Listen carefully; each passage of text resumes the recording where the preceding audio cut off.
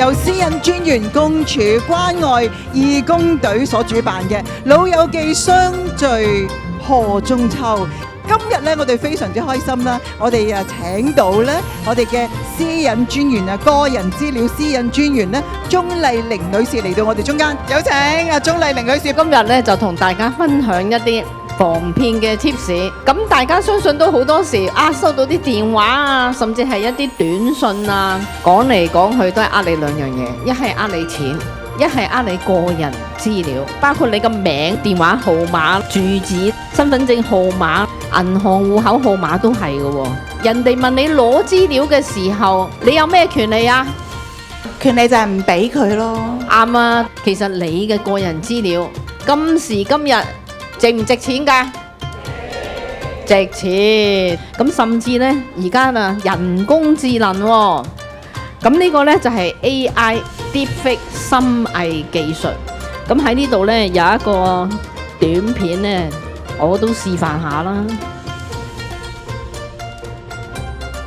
咁用咗3張相。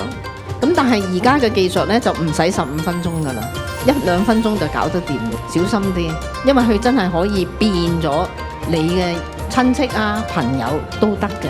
我哋亦係提供一啲 tips 啦。你收到呢啲咁嘅詐騙電話啊，或者呢啲電郵啊，或者啲短信要點做呢？都真係要諗一諗。喺提供個人資料之前，停一停，諗一諗，係咪真係要俾佢呢？另外就係譬如話真係用社交媒體都係要小心嘅，因為你睇下我頭先變第二個人幾容易。咁如果你話嗰個騙徒真係變咗一個你嘅朋友，然後走嚟同你傾偈，係咪好恐怖啊？咁所以大家都真係要小心，同埋要留意最新嘅防騙資訊，因為有時呢報紙呢都真係要睇嘅，唔可以話我乜都唔理㗎啦。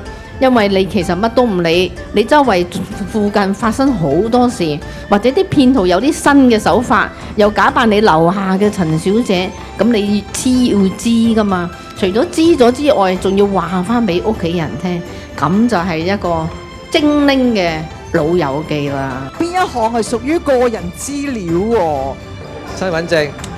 乜嘢會係跟住你去一齊搬嘅呢？地址係啱嘅。